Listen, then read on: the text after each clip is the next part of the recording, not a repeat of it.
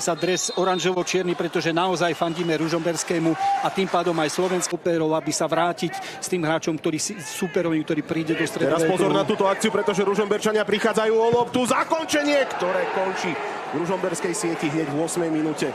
Skóre otvára Igor Ivanovič. Uvidíme ten súboj, po ktorom padol na zem zrejme Luterán. Spätná prihrávka od Česnokovova, no a Ružomberok musí riešiť veľký problém, pretože od 8. minúty prehráva 0-1. Táto strela nechytá. Muž, ktorý zanechal v Českej republike najvýraznejšiu stopu v zbrojovke. A práve jeho čarovná pravačka na hlavu Matúša Malého v 11. minúte. Traja, ako tam vleteli a jedného trafila lopta, to bol... Nebola ešte snaha Ružomberčanov vystreliť na zakončenie, spätná prihrávka. Lavrinčík, lopta vypadla.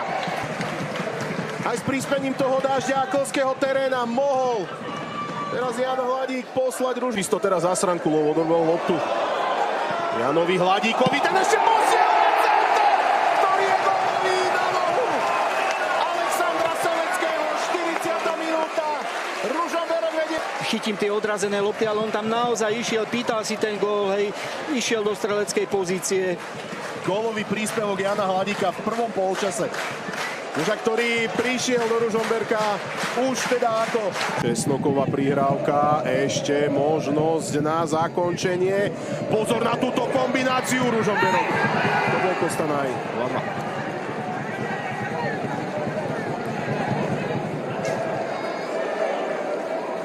David Henen, autorom gólu do šatne na britských ostrovoch, hral aj za Fleetwood Town. Nepochopiteľne teraz odskočil Matúš Malý od hráča s číslom 77, ktorý vyrovnáva na 2-2.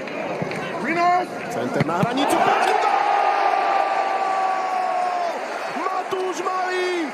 Záver prvého polčasu ako z veľkej knihy od Matúša Malého. Opäť výborný nábeh z hranice 11. Malý si našiel priestor, úplne ho nechal osamoteného. Pape Aliondiae. Ďakujeme ti veľmi pekne, pane, za to, že si urobil takúto cestu.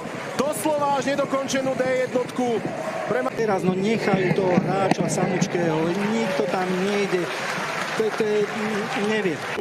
Igor Ivanovič, Monkoš na lavičke, ktorý by mohol prísť zaštupovať ten stred poľa. Teraz sme sledovali výbornú individuálnu akciu Hladíka, ktorý by si za svoj herný prejav gól zaslúžil. Ale za to na bližšiu žrť je tam prst. Tak sa nám to podarilo. Zlatá ruka Ondřeja Smetanu, zlaté slova Vlada Gofu, Matej Mavleňák, 4-2. No, pozrime si na prvú tyčku, na dvihnutie lopty, kde úmyselne vidíme tam troch hráčov. Na druhej tyčke, ktorí boli pripravení na doražku, všetko vyšlo. Vlado, úžasné, úžasné. Máš v týme dvojmetrového obrancu. Prišiel tam nový stoper, ktorý má 190 cm. Ani jeden z týchto hráčov si nevšimli opäť ten nábeh z druhej vlny. Trošku kritický, ale len preto... Piatý gól! V 88. minúte. Štvrtý z rohového kopu.